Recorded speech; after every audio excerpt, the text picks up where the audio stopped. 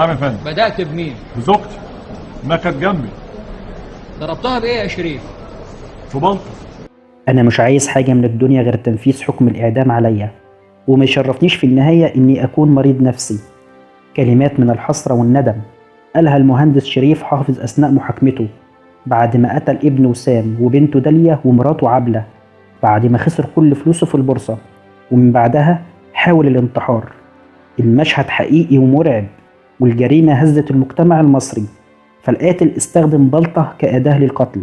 واللي معرفش يعني إيه بلطة، هي أداة معدنية شبه الفاس بتستخدم لتقطيع الأخشاب. وبالرغم من إن القاتل راجل معروف عنه حسن الخلق والتدين وعمره ما مد إيده على حد، إلا إن الظروف كانت أقوى منه.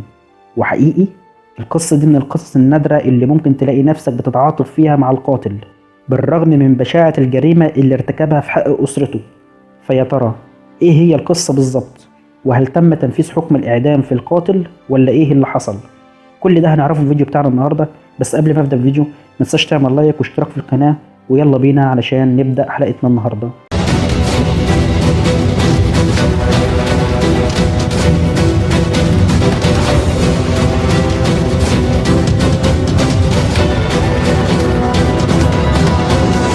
المهندس شريف حافظ مهندس برمجيات، اب مصري زي كل الاباء اللي بيحلموا انهم يبنوا مستقبل لاولادهم، وطول حياته كان معتاد وحريص ان مفيش حد غريب يدخل بيته، لدرجة انه كان بنفسه بيصلح اي حاجة بايظة في الشقة، سواء كانت كهرباء او سباكة او اي شيء. المهم ان كان راجل شاطر جدا، وكان دايما بيحتفظ بدولاب صغير علشان يشيل فيه الادوات بتاعته، زي الشاكوش او منشار او بلطة او مفك، وده لزوم تصليح اي شيء بيعطل عنده. الاسرة كانت متحابة جدا، والكل كان بيحسدهم على هذا الاب الخلوق المحترم، وكمان الناجح في حياته المهنية، بالإضافة إنه كان معايش أسرته في مستوى مادي معقول، وده بفضل إنه بيستثمر بعض أمواله في البورصة اللي كانت بتضر عليه مال كبير. وبعد تحقيق ثروة كبيرة من استثماراته في البورصة، تحولت حياة أسرته بشكل كبير إلى الثراء الفاحش، وكانوا بيمتلكوا سيارات ومنازل فارهة، وعاشوا حياة الأغنياء، وكل شيء ماشي تمام ومفيش أي مشاكل. لحد ما جت سنة 2008 لما حصل انهيار في البورصة، وما كانش أحوال البورصة في أحسن حال، وتعرضت معظم أسهم المهندس شريف بحالات هبوط مفاجئة، واستمرت الأمور معاه تزداد سوء، ومفيش أرباح بقت تدخله زي ما كان معتاد، وتقريبا خسر كل فلوسه، وأصبحت ظروفه المعيشية سيئة للغاية، وبدأ يخاف على أولاده من آلام الفقر، والشيطان يوسوس له في كل وقت ويقول له إزاي بعد الحياة المرفهة دي والمستوى اللي عشته هترجع تاني لحياة العوز والفقر. وبدأ المستقبل ينهار قدامه، والتفكير بقى مسيطر عليه ليل ونهار.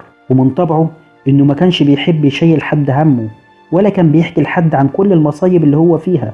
والسؤال اللي كان مسيطر عليه دايما، يا ترى إيه هو مصير أولادي؟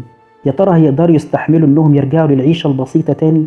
لحد ما جات اللحظة اللي الشيطان أقنعه فيها إنه لازم يتخلص من حياته. ولكن ما هو مصير الأولاد من بعدي؟ وأخيرا الشيطان أقنعه إنه يقتلهم وبعد كده ينتحر علشان يستريحوا وما يشوفوش أي ألم من بعده. وفي لحظة ما وأثناء منتصف الليل والكل نايم، قام المهندس شريف من على سريره، وفتح دولاب أدواته، وأخد منه البلطة، ودخل على زوجته وضربها على راسها. ثم انتقل لغرفة الابن الأول وسام، وضربه على راسه هو أيضا، ومن بعده إلى غرفة بنته داليا ليضربها هي الأخرى على رأسها، إلى أن فارقوا الحياة. وكان الشيطان بيهيأ له إنه كده وضع حد لتلك الحياة المأساوية اللي كانت بتطرده في كل مكان بيروحه. وفضل واقف قدام جثث أسرته بيفكر إزاي يتخلص من حياته، فجاب قطر من عدة أدواته وقطع شرايين إيده ورجله. ولكن جريمته تم اكتشافها عن طريق أخو مراته اللي كان بيرن عليهم طول الليل ومحدش كان بيرد، فاضطر إنه يروح لهم البيت علشان يطمن عليهم. ولما وصل كسر الباب، واتفاجئ بهذا المنظر المأساوي، والكل كان غرقان في دمه. تم الاتصال بالشرطة اللي وصلت لمسرح الجريمة، وكانت المفاجأة هي إن المهندس شريف ما زال على قيد الحياة، ليتم بعدها نقله إلى المستشفى. في البداية الكل كان معتقد إن الجريمة اتنفذت على إيد مجرم غاشم، ولكن بعد ما فاق المهندس شريف بعد ما العناية الإلهية أنقذته من الموت، اعترف بكل شيء، وطلب من وكيل النيابة تنفيذ حكم الإعدام عليه، لأنه مش هيقدر يتحمل إنه يعيش يوم واحد بعد اللي حصل. وبالرغم من كل اللي حصل ده، إلا إن إخوات زوجته دافعوا عنه حتى بعد ما اعترف، وشهدوا في حقه إنه شخص خلوق ومحترم ومستحيل إنه يكون في حالة طبيعية وقت تنفيذ الجريمة، وقالوا أكيد إنه كان في لحظة جنون. وكل الشهود شهدوا له بحسن الخلق. وأثناء محاكمته قام المحامي بتاعه بتقديم ادعاء بإن القاتل مصاب بمرض نفسي وإنه ما كانش في وعيه أثناء ارتكاب الجريمة. وهنا قطع شريف حديث المحامي بتاعه وطلب من هيئة المحكمة إنها تسمح له إنه يتكلم، فسمح له القاضي بالكلام. وبدأ شريف ينفي عن نفسه حجج المحامي، مؤكدا إن ارتكابه للجريمة تمت بمحض إرادته الحرة وإنه كان واعي للي بيحصل.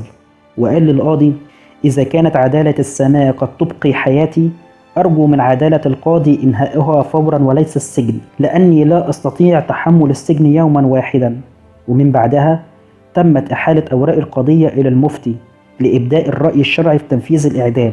وبالفعل من تاني جلسة تم تحديد موعد لتنفيذ الإعدام.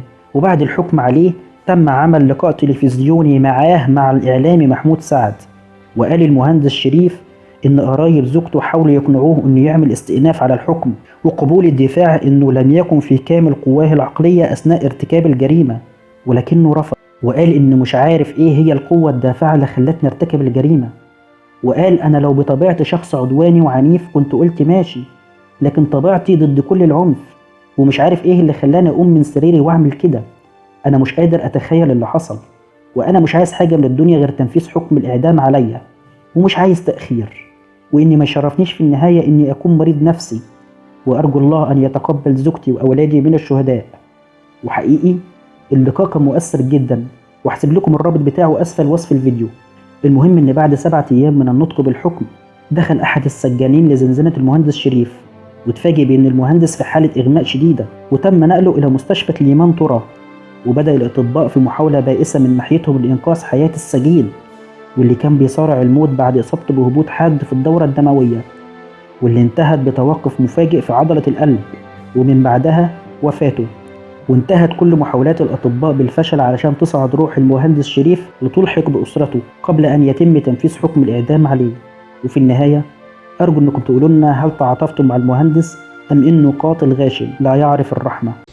اللي يطلع عليك حكم إعدام ده كل طلبك في الحياة، مش عايز حاجة تانية أبدا خالص.